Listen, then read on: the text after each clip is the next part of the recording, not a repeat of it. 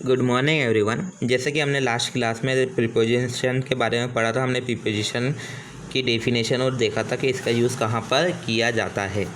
अब हम आज देखेंगे some important preposition and their usages, यानी कि कुछ महत्वपूर्ण जो प्रीपोजिशन है उनके बारे में हम पढ़ेंगे और देखेंगे कि उनका यूज़ कहाँ पर किया जाता है।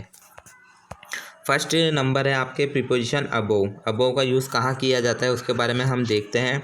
ए टाइप है इसकी टू इंडिकेट हायर देन और एट ए हायर पॉइंट, यानी कि अगर किसी सेंटेंस में हमें बताना हो कि से अधिक की बात, किसी चीज़ से अधिक की बात की जाए और एक या फिर एक उच्च बिंदु की बात की जाए, एक उच्च बिंदु हमें बताना हो, तो उस तरह के सेंटेंस में हम अबोव का यूज़ करते हैं। जैसे कि फर्स्ट एग्जांपल दिया गया है यहाँ, the sun rose above the region, यानी कि जो सूर्य है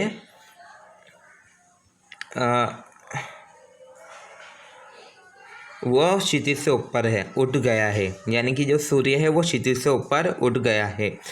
तो हमने यहाँ बताया है कि क्षितिज से ऊपर सूर्य उठ गया है, सूर्य एक ऊंचाई पर स्थित है, हमने ये इस सेंटेंस में बताया है। इसी तरह सेकंड एग्जांपल यहाँ दिया गया है, the kites are flying about tree, यानी कि जो पतंगे हैं पेड़ के ऊपर उड़ रही है। तो हमने यहाँ किसी चीज़ से ऊपर की बात की है, जैसे पेड़ से ऊपर बताया है सेंटेंस में, तो इस तरह के सेंटेंस में अबव का यूज़ किया जाता है। सेकंड टाइप है इसकी बी, सीनियर इन रैंक, यानी कि हमें अगर किसी सेंटेंस में बताना है कि वो रैंक में सीनियर है, उसका जो पद है वो ऊंचा है, तो उस तरह के सेंटेंस में इसका यूज़ किया जाएगा। जैसे कि the major is above the captain in the army, यानी कि जो आर्मी होती है उसमें कैप्टन से ऊपर मेजर होता है। तो ये हमने बताया है कि उसकी जो कैप्टन की रैंक है उससे ऊपर की रैंक मेजर की होती है। इसी तरह सेकंड एग्जांपल यहाँ दिया गया है, a president is above a prime minister in a country, यानी कि जो एक राष्ट्रपति होता है किसी देश में भी, किसी भी देश में जो राष्ट्रपति होता है वो प्रधानमंत्री से ऊपर होता है। यहाँ बताया गया है कि किसी देश में जो राष्ट्रपति होता है वो प्रधानमंत्री से ऊपर की पोस्ट होती है उसकी। आगे बढ़ते हैं हम।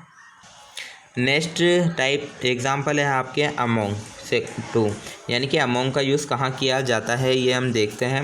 विथ मोर देन 2 पर्सन और थिंग्स स्पेशली ग्रुप, यानी कि 2 से अधिक व्यक्ति या चीज़ों की बात की जाए, जहाँ पर 2 या 2 से अधिक चीज़ों को व्यक्त करना हो वहाँ हम इसका यूज़ करेंगे। और विशेषतः इसका यूज़ ग्रुप में किया जाता है, यानी कि किसी ग्रुप की बात की जाए, समूह की बात की जाए, वहाँ इसका यूज़ किया जाता है। फर्स्ट एग्जांपल यहाँ दिया गया है, distribute these mangoes among these boys, यानी कि इन आमों को इन लोगों में या इन लड़कों में वितरित कर दीजिए, इनका वितरण इन लड़कों में कर दीजिए। तो यह बताया गया है कि ये जो आम है इनको आप इन लड़कों में बांट दीजिए, तो यहाँ एक ग्रुप की बात की गई है। इसी तरह सेकंड एग्जांपल यहाँ दिया गया है, he drive his property among his 5 son, यानी कि उसने अपनी जो संपत्ति है अपने 5 बेटों में बांट दी। तो यहाँ बताया गया है कि एक आदमी जिसकी जो उसकी जो संपत्ति थी उसने अपने 5 ही बेटों में बांट दी, तो वितरण कर दिया, वही बांट दिया। तो इस तरह के सेंटेंस में हम अमोंग का यूज़ करते हैं। आगे बढ़ते हैं। आपकी जो नेक्स्ट प्रीपोजिशन है वो है एट। एट का यूज़ कहाँ पर किया जाता है? फर्स्ट टाइप बताई गई है यहाँ, to indicate a point of time, यानी कि हमें किसी समय के बिंदु को इंगित करना है, समय के बिंदु की बात की जाए वहाँ पर हम एट का यूज़ करते हैं। और आगे लिखा हुआ है, point of time refers to a fix time by the clock, यानी कि समय के बिंदु को इंगित करने के लिए इसका यूज़ किया जाता है।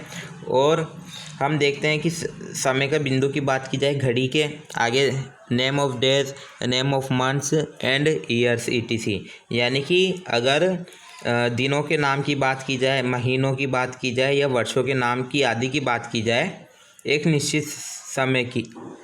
निश्चित समय को संदर्भित किया जाए इसमें, वहाँ पर हम इसका यूज़ करते हैं। But at is used to express something before the time denoted in a period of 24 hours यानी कि लेकिन 24 आवर्स यानी कि 24 घंटे की अवधि में निर्दिष्ट समय से पहले कुछ व्यक्त करने की बात की जाए तो वहाँ हम एट का यूज़ करते हैं, वहाँ एट का प्रयोग किया जाता है।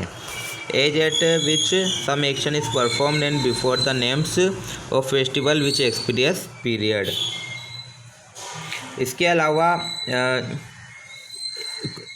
एट पर जिस पर कुछ कार्यवाही की जाती है और त्योहारों के नाम से पहले जो अवधि व्यक्त करते हैं वहाँ पर। Look at this example of point of time, यानी कि समय के बिंदु को इंगित करने की जो जिस तरह इंगित करते हैं उसके कुछ एग्जाम्पल यहाँ पर दिए गए हैं नीचे। इन उदाहरणों को आप देखें। फर्स्ट एग्जाम्पल यहाँ दिया गया है the sun rose at 6 AM, यानी कि सूरज सुबह 6 बजे उगता है। उसके बाद सेकंड एग्जाम्पल यहाँ दिया गया है he will come back at sunset, यानी कि वह सूर्यास्त के समय वापस आएगा। तो sunset is the point of time, यहाँ सूर्यास्त जो है समय की बात कर रहा है। तो इस तरह से इसका यूज़ किया जाता है। इसकी जो नेक्स्ट टाइप्स वगैरह हैं उसको हम नेक्स्ट क्लास में देखेंगे।